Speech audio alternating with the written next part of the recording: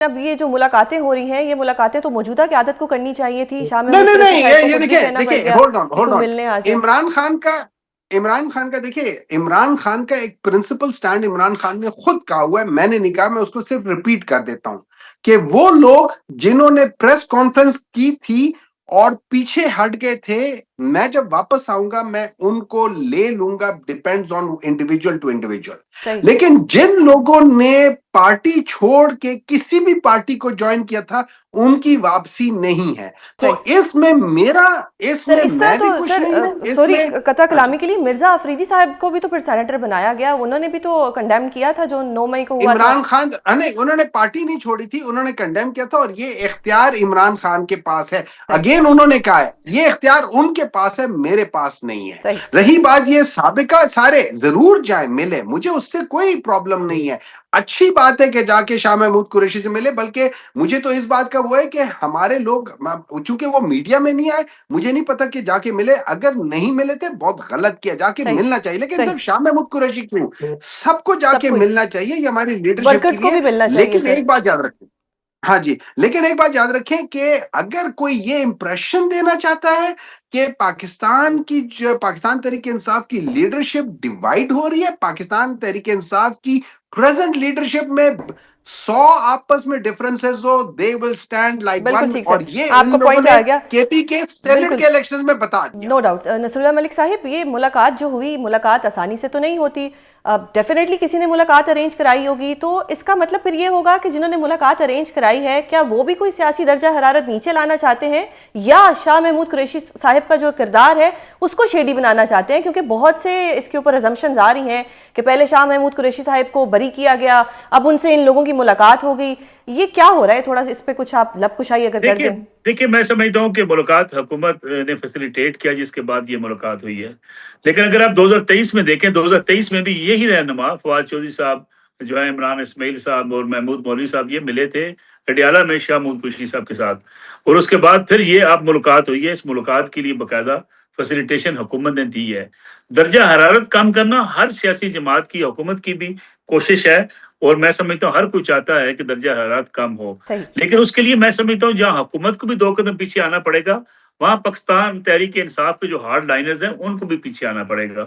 دیکھیں ہمایوں صاحب ہیں، میں ان کا بڑا احترام کرتا ہوں، جب بھی بات کرتے ہیں لاجک سے کرتے ہیں، دلیل سے بات چیت کریں، آپ دلیل کے ساتھ ڈائلاگ کریں تو شاید پھر اتنی دوریاں نہ ہوں. کچھ حکومت کے وزراء ایسے ہیں جن کے بیانات جو ہیں وہ سمجھے لڑائی کروانے والے ہیں. کچھ پی ٹی آئی کے اندر ہارڈ لائنرز ہیں جو ملک سے ہیں یا ملک سے باہر بیٹھے ہوئے ہیں. صحیح. وہ اس قسم کی لینگویج استعمال کرتے ہیں جس کے نتیجے میں نہ ڈائلاگ ہو پاتا ہے، نہ کوئی آگے راستہ نکل پاتا ہے. سیاسی جماعتیں راستے نکالتی ہیں، درست. سیاسی جماعتیں انقلابی نہیں ہوتی. وہ لڑائی جھگڑا انتشار کے ذریعے چیزوں کو نہیں منواتی، بلکہ وہ ڈائلاگ کے ذریعے کہیں منواتی ہیں بات، کہیں ان کو خاموشی اختیار کرنی پڑتی ہے، کہیں آگے بڑھنا پڑتا ہے. ایک جملہ میں ہمایوں صاحب کی خدمت میں گزارش کر دوں. دیکھیے عمران خان صاحب میرے پروگرام میں بھی، ہمارے پروگرام میں بھی آیا کرتے تھے. 2010 سے لے کے 1996 سے لے کے اب میڈیا میں ان کی کوریج کیا کرتے تھے. کوئی عمران خان صاحب کی بات اتنی بڑی تعداد میں سننے کو تیار نہیں تھا. یہ فیسیلیٹیشن بہرحال ماننی پڑے گی. جب آپ 12 گھنٹے کی لائیو کوریج دیں گے، یعنی پاکستان کی تاریخ میں کسی بندے کو یہ نہیں ہوا، یہ پریزیڈنٹ مشرف کو بھی یہ اتنی جو ہے وہ سہولت حاصل نہیں تھی کہ ان کو صبح سے لے کے شام تک دکھایا جاتا. جب یہ 2011 کے بعد فیسیلیٹیشن شروع ہوئی، اس نے عمران خان صاحب کو سپورٹ کیا. اور یہ ماننا چاہیے، فلمیں بنی اس ملک کے اندر. چمیلی فلم کس لیے بنی تھی کہ ایک سپورٹس مین اٹھتا ہے، اٹھ کے سارے لوگوں کو کرپٹ قرار دیتا ہے، اور اس کے پیچھے کہاں سے فنڈنگ تھی، کیا صحیح. ہو رہا تھا، ان صحیح. باتوں کو ہمیں تسلیم کر لینا چاہیے. صحیح صحیح سر، آپ کا پوائنٹ آ گیا. ہمایوں سر، ایک تو پہلے 26ویں آئینی ترمیم تھی، اس میں جو چیزیں رہ گئی تھیں، اب کہا جا رہا ہے کہ 27ویں آئینی ترمیم میں بھی وہ آ رہی ہیں. کیا سمجھا جائے اس کو کہ یہ کوئی پی ٹی آئی کے لیے مزید مشکل گھڑی آنے والی ہے، یا کچھ نہ کچھ ہو جائے گا؟ کیسے دیکھتے ہیں آپ یہ سب؟ دیکھیں اس طرح ہوا، 26 ترامیم جو آئی تھی نا، اس کے اندر صرف ایک کاز تھا.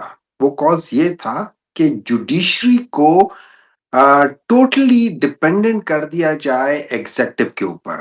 جو آپ کے نمبرز ہیں، جو کاؤنسل ہے جس کے اندر آپ ججز کو اپوائنٹ کرتے ہیں، اس کاؤنسل میں ججز سے زیادہ تعداد ہے وہ ایگزیکٹو کی ہے. اب دوسری چیزیں کر کے تو انہوں نے ٹوٹل इनकॉम्पिटेंट कर दिया जुडिशरी को, और आज जुडिशरी डिपेंडेंट है, मतलब उसका उनकी जो प्रमोशंस है, उनकी रिमूवल है, उनकी मूवमेंट है, that is all controlled by the executive. So now this judiciary is executive judiciary. पहले पीसीओ के जजेस थे, अब जब एग्जीक्यूटिव के जजेस हैं तो उनको बिल्कुल खत्म कर दिया. 27वीं तरामीम में बेसिकली इसके ऊपर एक और लेयर लेकर आ रहे हैं. वो लेयर ये लेकर आ रहे हैं कि आपके सारे पॉलिटिशियंस, आपके सारे वो लोग जो इंडिपेंडेंटली सोच वाले हैं, वो लोग जो ये समझते हैं कि पाकिस्तान के अंदर डेमोक्रेसी होनी चाहिए या उसके लिए वो अपना स्टैंस लेकर रखते हैं, उनको हटाना है. इस मुल्क में अनफॉर्चुनेटली मुझे ऐसे लग रहा है जैसे मार्शल लॉ या एक अथॉरिटेरियन रिजीम को वो लेजिटिमाइज करने के लिए इन दो तरामीम को लेकर आ रहे हैं. और ये सारी की सारी चीजें पाकिस्तान तरीके इंसाफ के खिलाफ नहीं है.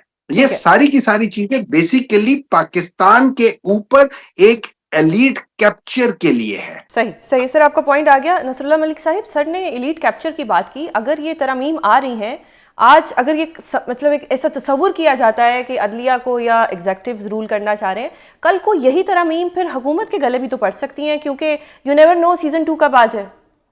देखिए, इसमें तो कोई शक नहीं कि जो इशराफिया इस मुल्क की उसको अपने मफादात ज्यादा अजीज होते हैं. 26वीं आईनी तरमीम में मैं समझता हूँ, देखिए पीटीआई की शिकायत हैं अपने मुकदमात के हवाले से, उसकी रेमेडी होनी चाहिए. अगर उनको पीटीआई को लगता है कि उनके साथ ज्यादती हो रही है, उसका भी इजाला होना चाहिए.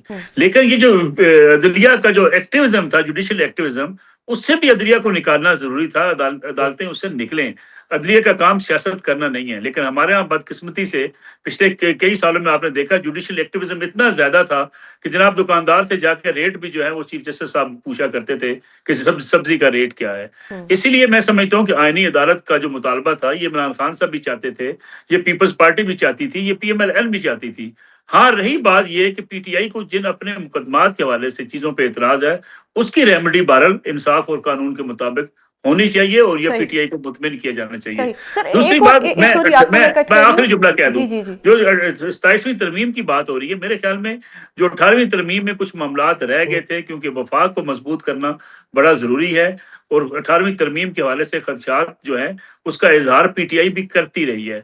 और मेरे ख्याल में अगर उसको शामिल किया जाता है, एनएफसी को शामिल किया जाता है, तो आइन और कानून में तरमीम करना, अगर उसकी जरूरत मस्बत हो और नेक नीति हो, तो कर लेने में कोई हर्ज भी नहीं है. सही. हुमायूं सर, कल इख्तियार वली साहब ने एक प्रेस कॉन्फ्रेंस की, बाद में फैक्ट चेक से पता लगा कि वो जो क्लिप दिखा रहे थे वो तो कोई पुराना क्लिप था.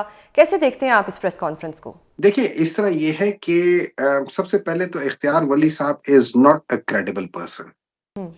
ठीक है, I am sorry, I am saying it on the television, I do not believe.